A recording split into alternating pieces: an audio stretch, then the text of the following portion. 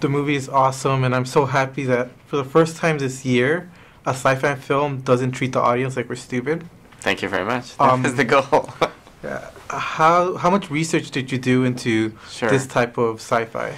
Yeah, into the technology. A lot, actually. I mean, I come from a digital business background, so I've spent a lot of time, almost 20 years, professionally thinking about how people use computers and how those interactions are a reflection of how we want to be, who we think we are, right?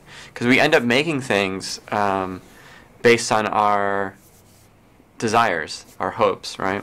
So this technology is, like many of the devices that we use on a day-to-day basis, intended to protect a certain way of being, right? To help us be one way or another.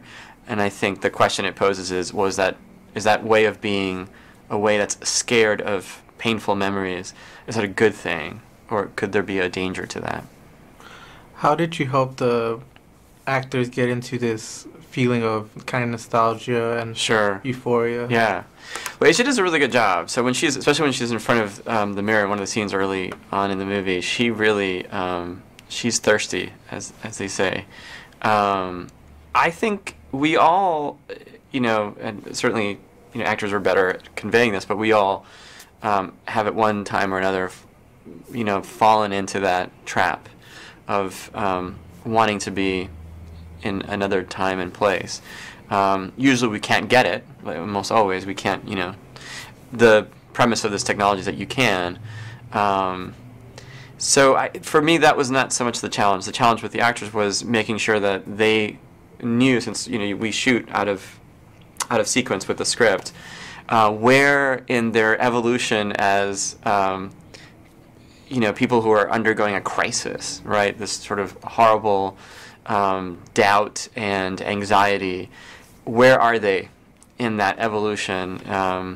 There's lots of questions of who did this horrible thing, and so to make sure that when we were shooting, they knew, how much do I know about this horrible thing? That was my biggest challenge. So there's that very amazing twist at the end. How did you come to that conclusion? How did you reach that point? So the good news is that I actually knew that's how. I mean, that was the thing that I knew at the very beginning was, someone has done this thing, and it's changed them. So the hard thing was making sure that we didn't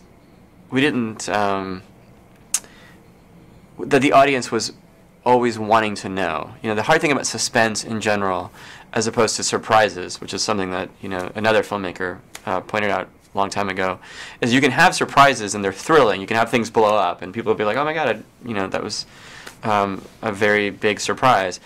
But that's not the same thing as constantly dreading, is it going to blow up or not? So the fear of something blowing up is perhaps more powerful than seeing something blow up and wanting to get away from it.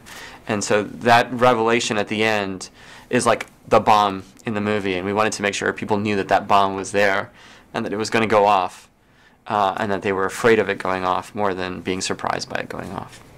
The oobleck is very stylistic, and thank you. It's also something like, I guess, a lot of people would desire. Would you want to use it? I would once, yeah. I would love to see it once, especially because I spent a lot of time trying to make it, look a certain way and behave a certain way. So, even though it's a fictional device, I still spent a lot of time thinking about how it would work. We were trying to make something that looked like an accessory. We were trying to make something that looked like fashion, which I think is what's going to happen as computers become more personal. The phone is an interesting device. We still call them phones, even though they're really just computers that can make phone calls. But I don't think we're going to stop there. I think eventually we'll end up using computers as jewelry. And I think this oobleck device, which is like a piece of jewelry, is an example of what is to come.